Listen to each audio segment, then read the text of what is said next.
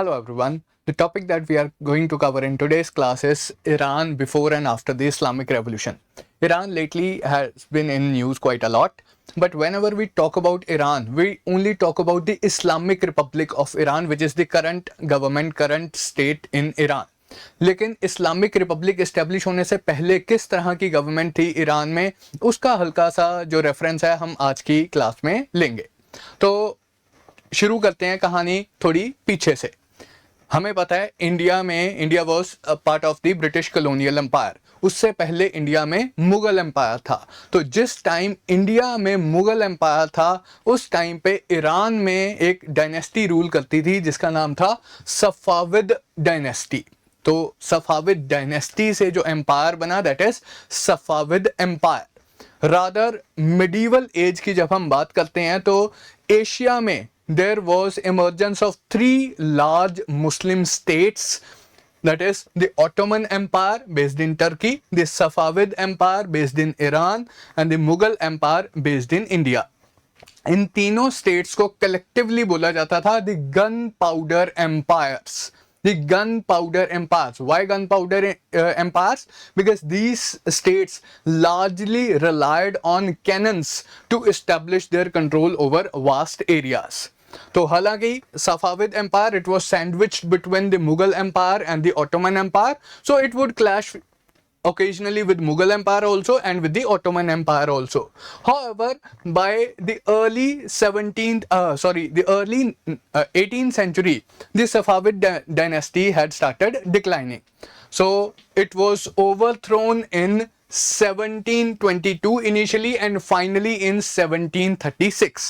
It had got significantly weakened. There were internal court intrigues.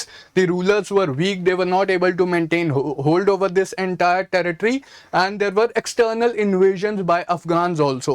So all these things led to the decline of the Safavid dynasty. However, for a short while, the political unity was restored to Iran under the rule of Nadir Shah. Now, all of us have heard the name of Nadir Shah, particularly in the context of Indian history. During the time of later Mughals, during the time of later Mughal Emperor Muhammad Shah Rangila, Nadir Shah invaded the Mughal Empire. Nadir Shah sacked the capital of the Mughal Empire, Delhi, in 1739. So it was a signal to rest of the world that now Mughal Empire is not powerful enough. It is not able to defend itself. But what was its implication for the global politics or the Asian politics, particularly with respect to Iran? Now he briefly restored unity as well as prestige of the Iranian Empire. He pushed against Afghans, Ottomans and Russians. Now you have a careful look over here. This is the map of Iran. In the north is the Russian Empire.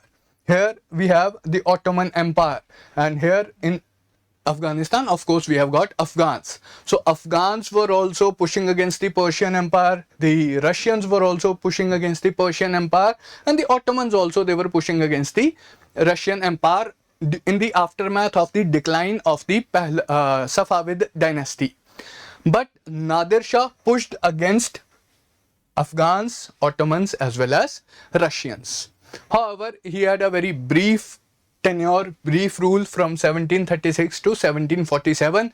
He was assassinated in 1747 and Iran again plunged into political instability. Instability after his assassination in 1747. This was followed by a short-lived Zand dynasty from 1751 to 1789, but it was not able to restore Iran to its full glory. Then came the Qajar dynasty from 1789 to 1925. Now this marked a phase of decline and foreign domination in Iran. You take care of the period 1789 से 1925. ये imperialism वाला period है, colonialism वाला period है. ये वो period है जब ब्रिटिश ने इंडिया में अपना कंट्रोल establish किया था धीरे धीरे करके. And then ये वही period है when British Empire in India was competing against Russian Empire here in Central Asia. So Russia was also trying to expand into this region. British Empire from India was also trying to expand into this region. And one of the battlegrounds for this Anglo-Russian rivalry was Iran. One of the battlegrounds was Afghanistan also, but we'll discuss Afghanistan in a separate video. Here you have to understand that Russian Empire here in the north and British Empire here in the east, both were competing for influence in Iran. Eventually, they were not not one power was able to establish its hold over Iran. What they did was quite strange. They divided Iran into spheres of influence.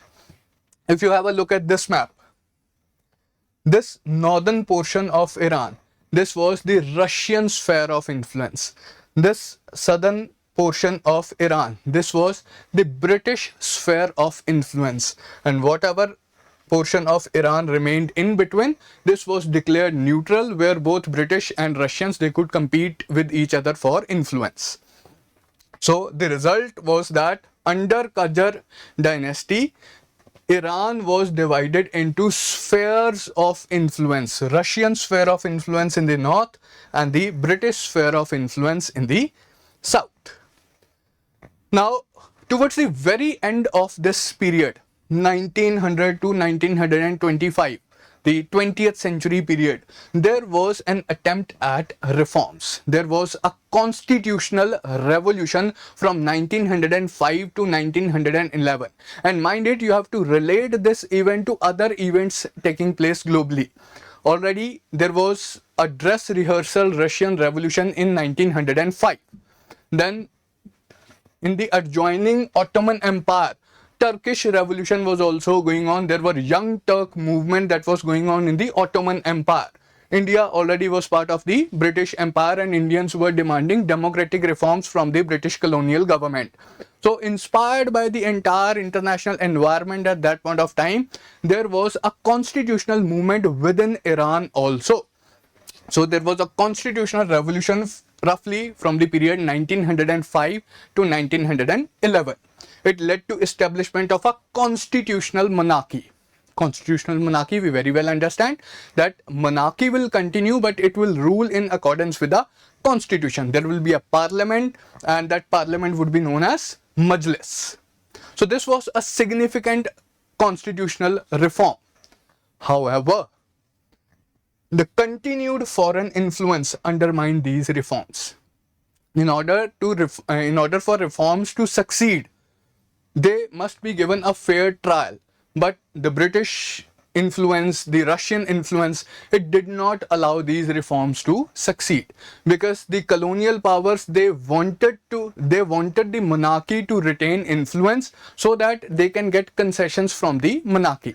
इनको क्या होता था कि राजा को कुछ concessions दे देंगे, राजा को कुछ पैसे दे देंगे, राजा को कुछ हम अच्छी अच्छी चीजें ऑफर कर देंगे, एंड राजा हमें बदले में इकोनॉमिक कंसेशंस दे देगा, जैसे रेलवे बनाने की परमिशन, जैसे ऑयल एक्सट्रैक्ट करने की परमिशन. तो they wanted monarchy to continue. Then the Pahlavi dynasty. How did the Qajar dynasty finally come to an end? Then it was the Pahlavi dynasty. Reza Khan, he was first the commander of army of Qajar dynasty, then he was appointed as Minister of War, then he was appointed as Prime Minister.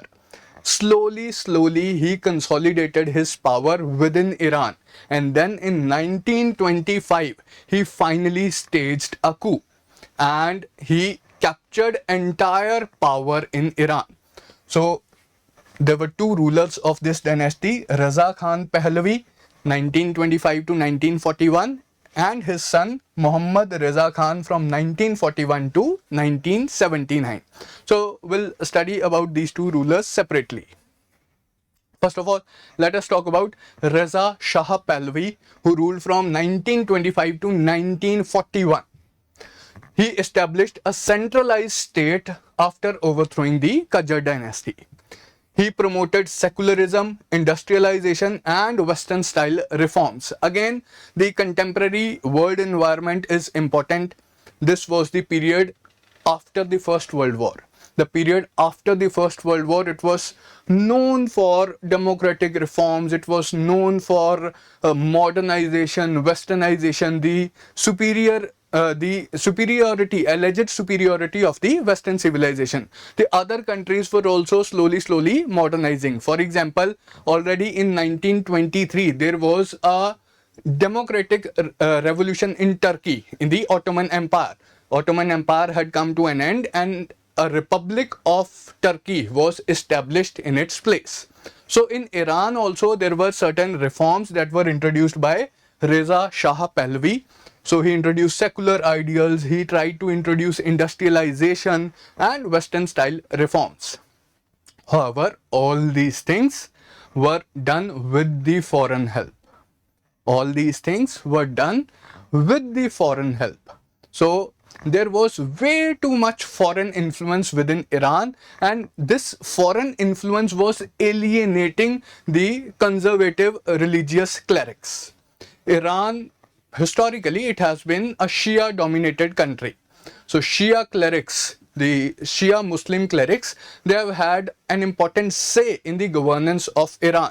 But when all these reforms were introduced by Reza Shah, those Shia Islamic clerics, they felt alienated. Western dresses were introduced as a matter of compulsion. The girls, they were forbidden to wear hijab, the head covering. Similarly, like many other reforms were introduced, for example, the education system, it was made unisex, open for both male and female. All these reforms alienated the conservative section of the society. However, the rule was authoritarian and there was suppression of religious institutions. So from here, opposition to the rule of Pahlavi dynasty will start growing.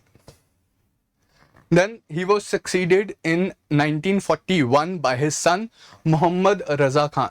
Not succeeded per se, in fact he was ruling. Year is important, 1941, Second World War is going on. And in the Second World War,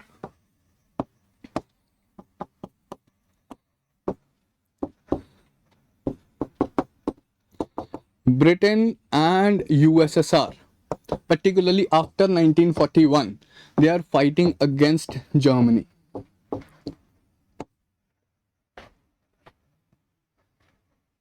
Britain and USSR, they are fighting against Germany. Of course, there were other parties also. I am talking only in the context of Iran.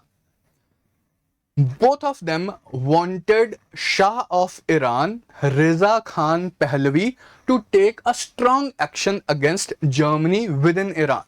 They wanted the Shah to hand over the German diplomats and their families back to Britain and Soviets. However, Reza Khan refused to do that. He allowed German diplomats and their families to escape to Germany via Turkey. This was not to the liking of Britain and USSR, so they decided on military occupation of Iran. And they compelled the Shah of Iran, Reza Khan, to hand over the government to his son. So that is the best that they could manage. They could pressurize him that we are not taking over Iran. The best we can do is we can give the power to your son. So he agreed. So the power transferred from Reza Shah Pahlavi to his son Muhammad Reza Khan. During the duration of Second World War till 1945, Iran was occupied by British as well as Soviet forces. But after Second World War got over in 1945, both the forces withdrew. Now, from 1945 onwards, again there was a restoration of constitutional form of government. Democratic elections were there and an important leader emerged during this time, Muhammad Mossadegh. So during this phase, there was weak monarchy and democratic assertion. For example, after the abdication of Reza Shah in 1941, Iran experienced relative political openness. There was a rise of nationalist forces, particularly under Muhammad Mossadegh. So he was democratically elected leader of Iran. there was assertion of parliamentary authority under Majlis. So no doubt Shah of Iran was there, but it was constitutional monarchy. There was a parliamentary institution known as Majlis. There were democratic elections, and Mohammad Mossadegh was democratically elected leader of Iran. And of course, when you have a democratically elected government, that government tends to take care of interests of your country. In the interest of Iranian people, in the interest of Iranian economy, in the national interest of Iran, this democratically elected government of Mohammad Mossadegh, it nationalized Anglo-Iranian Oil Company. Now, this was a British company that controlled oil production in Iran. And almost entire oil production of Iran was controlled by this Anglo-Iranian Oil Company, and it was controlled by Britain. But the democratic government of Mohammad Mossadegh, it decided to nationalize this Anglo-Iranian Oil Company. So what happens when you try to do any such thing which can hamper the British supremacy? So the British government, it decided to intervene. Not directly this time, rather covertly, using their intelligence agency MI6. Everyone is very familiar with the US intelligence agency, that is CIA. We are also very familiar with the intelligence agency of Israel, that is Mossad. The British intelligence agency, it is less in news, but here the key role was played by the British intelligence agency MI6. But it did not take the action independently. It convinced Americans that they also need to take action against Iran. Can you find some similarities with the current situation? Israel wanted to, like I'm digressing from the main topic. If I compare it with the situation today, Israel wanted to take action against Iran. It convinced America that you also need to take action against Iran. So let us go together and take action against Iran. This is exactly what happened in 1953. Britain wanted to take action against Iran, covert action, intelligence action by its intelligence agency MI6. It convinced America, you also come with us, let us jointly take action against Iran. So CIA, the American intelligence agency, and MI6, the British intelligence agency, they decided on capturing power through a coup. They encouraged Mohammad Reza Khan to take full control of the government, to let go of the democratic government and take full control of the government. So Mossadegh, let's go through it once. Mossadegh nationalized the Anglo-Iranian Oil Company. He asserted economic sovereignty of Iran. This triggered confrontation with Britain. This early phase of Mohammad Reza Khan's rule, this phase represented a brief democratic interlude in Iranian politics. So these are some of the images of Operation Ajax. So he was Mohammad Mossadegh. Against him, a coup was encouraged by CIA and MI6, and he was ultimately arrested. The consequence of that coup was that autocracy was restored. All that constitutional development that had taken place from 1905 all the way till 1953, all that constitutional development went into the trash bin. Again, the power came in the hands of aristocracy. The power came in the hand of one person, that is Mohammad Reza Khan Pahlavi. So this was the operation. You can remember the name of the operation, Operation Ajax by CIA and MI6. So that led to restoration of Mohammad Reza Khan to full authority in Iran. Now he consolidated his authority by political centralization, and at the same time he also encouraged economic modernization. Politically, he was ruling as a tyrant, but economically he was trying to introduce many reforms. The land reforms, the economic reforms, industrialization was encouraged, education, modern education, scientific education was encouraged, and liberties were given to women as well. Again, all these things alienated the conservative section of society. The same Shiite Muslim clerics, Shia Muslim clerics, they opposed all these reforms introduced by Muhammad Reza Khan. On top of that, Muhammad Reza Khan, he owed his position to superpowers. He was seen as a puppet of America. So that also encouraged opposition against Muhammad Reza Khan. So there were many contradictions within this rule of Muhammad Reza Khan Pahlavi. There was unequal distribution of wealth. Westernization alienated traditional sections of society, the Shia Muslim clerics. There was marginalization of clergy and Islamic institutions.